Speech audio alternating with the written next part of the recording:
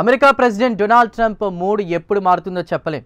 ఎందుకంటే ఆయన ఇటీవల తరచూ మాట మారుస్తున్నాడు. ఒకసారి ఉక్రెయిన్ రష్యా యుద్ధంలో తప్పంతా ఉక్రెయిన్ ప్రెసిడెంట్ జెలెన్స్కీదే అని పెద్ద ఎత్తున విమర్శలు గుప్పించారు. తాజాగా ఆయన మరోమారు స్వరం మార్చి కాదు కాదు తప్పు జెలెన్స్కీది కానే కాదన్నారు. కాగా ట్రంప్ తప్పంతా జెలెన్స్కీది అని చేసిన ప్రకటన తర్వాత రష్యా ప్రెసిడెంట్ వ్లాదిమిర్ పుతిన్ మరింత రెచ్చిపోయి ఉక్రెయిన్పై దాడులు తీవ్రతరం చేశాడు. సుమారు 20% ఉక్రెయిన్ భూభాగాన్ని ఆక్రమించాడు.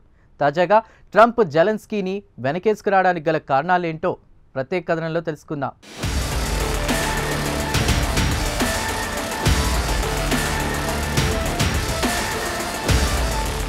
అమెరికా ప్రెసిడెంట్ డొనాల్డ్ ట్రంప్ మాట మార్చడంలో తనకు తానే సాటి అని నిరూపించుకున్నాడు.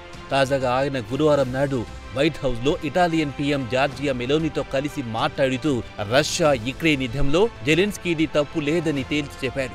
ఈ యుద్ధంలో ఆయనకి ఎలాంటి బాధ్యత లేదన్నారు. కాగా ట్రంప్ అమెరికా అధ్యక్ష ఎన్నికల సందర్భంగా ప్రచారంలో తాను అధికారంలో ఉండి ఉంటే అసలు యుద్ధమే జరిగేది కాదని అన్నారు. తీరా అధ్యక్ష పదవి చేపట్టిన తర్వాత ఆయన స్వరం మార్చి పుతిన్ మంచి బాలుడని వెనుకేసుకొచ్చాడు. తప్పంతా జెలెన్స్కీదే, అంత పెద్ద దేశంతో నువ్వెలా యుద్ధం చేయగలవో ఆలోచించలేదా అని జెలెన్స్కీపై విమర్శల వర్షం కురిపించారు. పుతిన్తో సన్నిహిత సంబంధాలు కొనసాగిస్తారని చెప్పాడు. కావాలనుకుంటే పుతిన్తో సౌదీ అరేబియాలో సమావేశం అవుతారని పుతిన్కు ఆఫర్ కూడా ఇచ్చాడు. ఒక విధంగా చెప్పుకోవాలంటే ట్రంప్ పుతిన్కు దగ్గరవుతామనుకున్నాడు. అదే సమయంలో జెలెన్స్కీని చిన్నచూపు చూడడం మొదలెట్టాడు. ఇదే అదునుగా పుతిన్ యుక్రెయిన్ దాడిని ఉధృతం చేశాడు. దేశంలో 20% భూభాగాన్ని ఆక్రమించుకున్నాడు. ట్రంప్ ఆఫర్ చేసిన కాల్పుల విరమణ ఒప్పందానికి రావాల్సిందిగా కోరినా ససేమిరా అంటున్నాడు. ఒక విధంగా చెప్పాలంటే ట్రంప్ను కూడా బేఖాతరు చేస్తున్నాడు పుతిన్.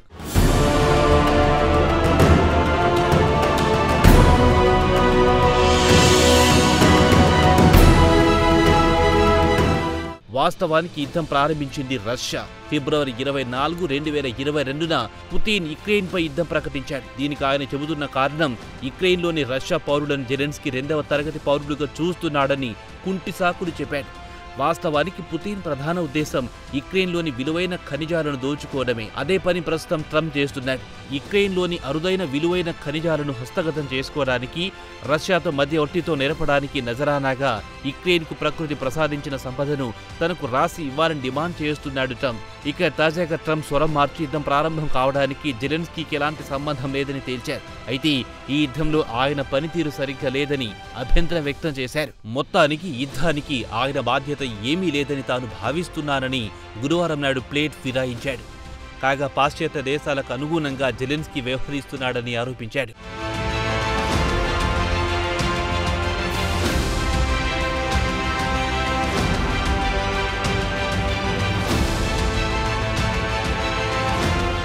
అయితే ఇప్పటి వరకు ట్రంప్ యుక్రెయిన్ రష్యాపై యుద్ధం ప్రకటించింది అంటూ పెద్ద ఎత్తున ఆరోపణలు గుప్పించారు.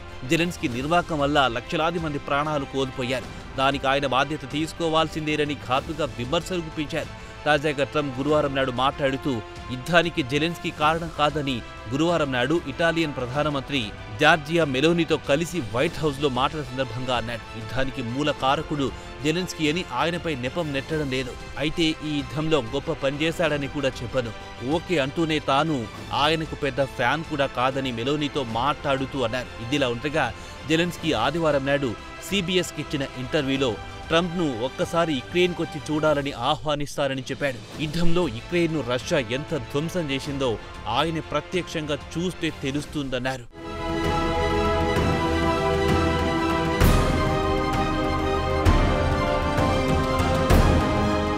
ఈ ఏడాది ఫిబ్రవరిలో జెలెన్స్కీని వైట్ హౌస్ కు ఆహ్వానించారు ట్రంప్. ఈ సందర్భంగా జెలెన్స్కీ, ట్రంప్, JD వాన్స్ మధ్య మాటల యుద్ధం జరిగింది.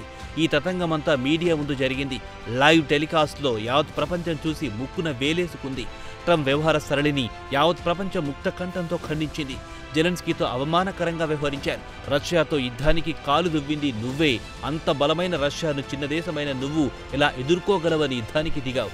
గెలవని యుద్ధానికి ప్రపంచ దేశాల నుంచి పెద్ద ఎత్తున డబ్బు తెప్పించుకుని సగం నొక్కేస్తున్నావు. యుద్ధం దీర్ఘకాలం పాటు కొనసాగాలనేది నీ లక్ష్యం. అమెరికానే యుద్ధంలో $350 బిలియన్ల మిలిటరీ సాయం చేసింది. దీనికి ఒక్కసారైనా థ్యాంక్స్ చెప్పావా? $350 బిలియన్ల ఇచ్చింది అప్పు. దాన్ని తిరిగి ఇచ్చేయాల్సిందే, లేదంటే మీ దేశంలో ఉన్న ఖనిజాలను రాసి ఇవ్వాలని పట్టుబట్టారు. కాగా ఈ మాటల యుద్ధంలో వైట్ హౌస్లో సమావేశం అర్ధాంతరంగా ముగిసింది. జెలెన్స్కీ సమావేశం నుంచి వెళ్లిపోయారు.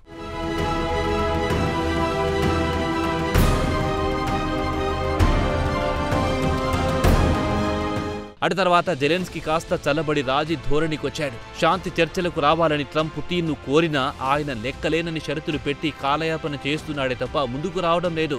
ట్రంప్ను అస్సలు లెక్క పెట్టుకోవడం లేదు. యుద్ధాన్ని కొనసాగించాలనే ఆలోచనలో ఉన్నాడు పుతిన్.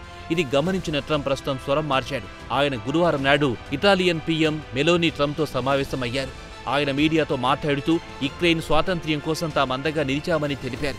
అందరూ కలిసి యుక్రెయిన్లో శాంతి స్థాపనకు చొరవ తీసుకుందామని పిలుపునిచ్చారు. తమకు మద్దతివ్వాలని ట్రంప్ను కోరారు. కాగా ఫిబ్రవరి 2022 నుంచి రష్యాతో మొదలైన యుద్ధంలో యూరోపియన్ యూనియన్ యుక్రెయిన్కి అండగా ఉంది. అలాగే ఇటలీ కూడా యుక్రెయిన్కి అండగా నిలిచింది.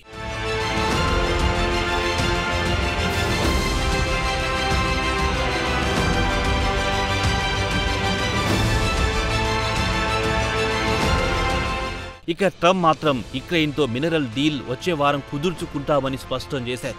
వాస్తవానికి ఈ డీల్ ఫిబ్రవరిలోనే జరగాల్సింది. అయితే ట్రంప్ జెలెన్స్కీ మధ్య మాటల యుద్ధం తర్వాత అసలు విషయం మరుగున పడిపోయింది. వైట్ హౌస్లో ట్రంప్ మాట సందర్భంగా యుక్రెయిన్తో మినరల్ డీల్ గురువారం కుదురుతుందని చెప్పి వెంటనే వచ్చే గురువారం నాడు డీల్ కుదురుతుందన్నారు. తన అంచనా ప్రకారం ఈసారి డీల్కి ఎలాంటి అడ్డంకులుండవని ఆశిస్తున్నానన్నారు. యుక్రెయిన్ ఆర్థిక మంత్రి యూలియా స్వైరిడెంకో గురువారం నాడు సోషల్ మీడియాలో స్పందించారు. త్వరలోనే వాషింగ్టన్తో ఎంఓయూ కుదుర్చుకుంటామని అన్నారు. అయితే ఎంఓయూ వివరాలు మాత్రం ఆయన వెల్లడించలేదు. కాగా ఎంఓయూ వల్ల ఇరు దేశాలకు లబ్ధి సమకూరుతోందన్నారు. కాగా US treasury secretary Scott Bessent మాత్రం ఈ నెల 26వ తేదీలోగా డీల్పై సంతకాలు జరుగుతాయన్నారు.